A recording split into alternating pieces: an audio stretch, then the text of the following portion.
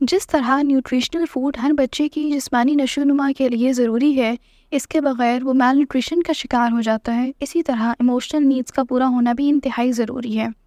اور اگر چائلڈہڈ میں کسی ٹرامیٹک ایکسپیرینس کی وجہ سے ایسا نہ ہو سکے، بچے نے بہت اکیلا پن محسوس کیا ہو، اس کے گھر کا ماحول بہت کیوٹک ہو، یا اسے اسکول میں بلی کیا گیا ہو، تو اس بچے کی جذباتی نشو و نما ٹھیک طرح سے نہیں ہو پاتی۔ یہ کمی اس کے ساتھ اس کی ٹین ایج اور ایڈلٹہڈ تک چلتی ہے، جیسے اکثر اوقات وہ بڑے ہوتے ہوئے لو سیلف اسٹیم کا شکار ہو جاتے ہیں، چونکہ ان کے بچپن میں کسی نے بتایا ہی نہیں ہوتا کہ وہ اہم ہیں، وردی ہیں، تو ایڈلٹہڈ میں بھی وہ اپنے اندر کانفیڈنس نہیں لا پاتے اور دوسروں سے تعریف اور ویلیڈیشن سیکھ کرتے رہتے ہیں، اسپیشلی ان لوگوں سے جن کو یہ آئیڈیلائز کرتے ہیں۔ پیرنٹ اور چائلڈ کا آپس میں کوالٹی آف ریلیشن شپ بھی بچے کی understanding of love and attachment کو بہت انفلوئنس کرتا ہے۔ اگر بچے کو پیرنٹ کی طرف سے انکنسسٹنٹ یا کنڈیشنل محبت، تعریف یا اٹینشن ملی ہو، تو وہی بچہ ایڈلٹہڈ میں انسیکیور اٹیچمنٹ سٹائل ڈیولپ کر لیتا ہے اور چائلڈہڈ کی ان میٹ ایموشنل نیڈس کو رومانٹک پارٹنر سے پوری کرنے کی کوشش کرتا ہے۔ اگر آپ سیکھنا چاہتے ہیں اپنے اٹیچمنٹ سٹائل کے حوالے سے، تو آپ میرے چینل پر ایک ڈیٹیلڈ ویڈیو دیکھ سکتے ہیں، اس کا لنک ڈسکرپشن میں ہے۔ بہت دفعہ یہ لوگ اپنے ایموشنس کو مینیج کرنے میں بھی اسٹرگل کرتے ہیں، اکثر اندر سے خود کو بہت ایمٹی فیل کرتے ہیں۔ اس ایمٹینس اور لونلینس کو کمپنسیٹ کرنے کے لیے اس خاص شخص کو فینٹسائز کرتے ہیں۔ موڈز میں اتار چڑھاؤ بہت زیادہ رہتے ہیں اور اسی طرح ریلیشن شپس بھی ہائیز اینڈ لوز کا شکار رہتے ہیں۔ خالی پن سے بھاگنے کے لیے ہر وقت انٹینس ایموشنز فیل کرنا چاہ رہے ہوتے ہیں۔ ایک بہت امپورٹنٹ چیز وہ یہ کہ آپ کے اپنے والدین کا آپس میں کیسا ریلیشن شپ تھا، کیا ہیلدی تھا یا لڑائی جھگڑے رہتے تھے، وہ کانفلکٹ کو کیسے ریزالو کرتے تھے، کیا ایک پارٹنر ہمیشہ زیادہ ایفرٹ پٹ ان کرتا تھا دوسرے کو خوش کرنے کے لیے۔ جس طرح کا میرٹل ریلیشن شپ ہمارے پیرنٹس نے ماڈل کیا ہوتا ہے ہمارے سامنے، سب کانشیسلی ہم اسی کو ٹھیک یا نارمل سمجھتے ہیں، جیسے اکثر ایموشنل، فائنینشیل یا فزیکل ابیوز کو یہ کہہ کر نارمل سمجھتے ہیں کہ ایسا تو ہوتا ہی ہے، بڑھ تو ایسے کرتے ہی ہیں۔ اگر ہم اس کو غلط بھی سمجھتے ہوں تو بھی ہمیں فیملیئر وہی لگتا ہے، اس سے ہٹ کر کچھ بھی اب نارمل لگتا ہے، اور بہت دفعہ اس حوالے سے سیلف اویئرنیس نہیں آ پاتی ہمارے اندر، جس سے ہم اپنے ڈسٹرکٹیو پیٹرنس کو آئیڈینٹیفائی کر کے ان کو چینج کر پاتے۔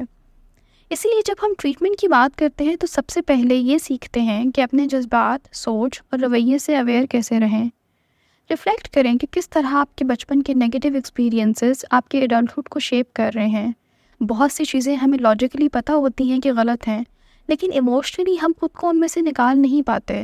تو پھر غور کریں کہ کون سی ایموشنل نیڈس ہیں جو پوری نہیں ہوئی اور ہم ایک انہیلدی ریلیشن شپ سے پوری کرنے کی کوشش کر رہے ہیں۔ اسی کے ساتھ آپ اپنی زندگی میں اور کیا اچیو کرنا چاہتے ہیں، آپ کے گولز اور ایسپریشنز کیا ہیں؟ کیا آپ اپنی روٹین میں اپنے گولز کی طرف بڑھنے والے کام کر رہے ہیں؟ اگر نہیں تو اپنا فوکس ان کی طرف بھی لے کر آئیں، روٹین میں پروڈکٹیو ایکٹیویٹیز ایڈ کریں تاکہ آپ اپنے بارے میں کانفیڈنٹ فیل کر سکیں۔ جب یہ کرنا سٹارٹ کر دیں تو پھر ایک دن ایک نوٹ بک لے کر بیٹھیں اور کاسٹ بینیفٹ انالیسس کریں اپنے ہیبٹس اور بیہیویئرس کا۔ ایک طرف آپ کی عادات کی وجہ سے ہونے والی زندگی میں نقصانات کے بارے میں لکھیں۔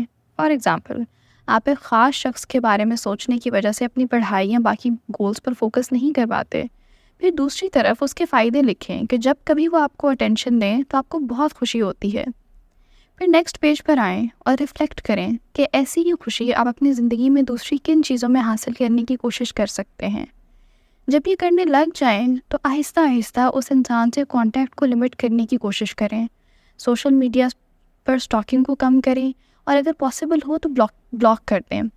اسی کے ساتھ اپنے باقی دوستوں سے کنیکٹ کرنے کی کوشش کریں۔ اگر کسی دوست پر ٹرسٹ کرتے ہیں تو اس کے ساتھ اپنی اسٹرگل کو شیئر کریں تاکہ آپ خود کو اکیلا محسوس نہ کریں۔ And then go back to basics, اپنی روٹین میں کسی بھی طرح کی ایکسرسائز، ہیلدی ڈائٹ اور اپنی نیند کا خیال رکھیں۔ جتنا زیادہ آپ اس پر فوکس کریں اتنا ہی زیادہ آپ کو ہیلپ ہوگی اس انسان کی اٹینشن کے بغیر خوشی محسوس کرنے میں۔ اگر کہیں پر بھی آپ کو فیل ہو کہ آپ بہت زیادہ اسٹرگل کر رہے ہیں اور اکیلے یہ سب اچیو کرنا آپ کو مشکل لگ رہا ہے یا آپ کو سمجھ نہیں آ رہی کہ کس طرح کریں، تو ایک کلینیکل سائیکالوجسٹ کو کنسلٹ کریں۔ تھیراپی آپ کو فیسیلیٹیٹ کرے گی اپنی ذات کے ساتھ کمپیشن ڈیولپ کرنے میں، فینٹسیز کے بجائے حقیقت میں رہنے میں اور زندگی کے دوسرے ایریاز میں پیشن تلاش کرنے میں اور ہیلدی وے میں اپنے گولز کو اچیو کرنے میں۔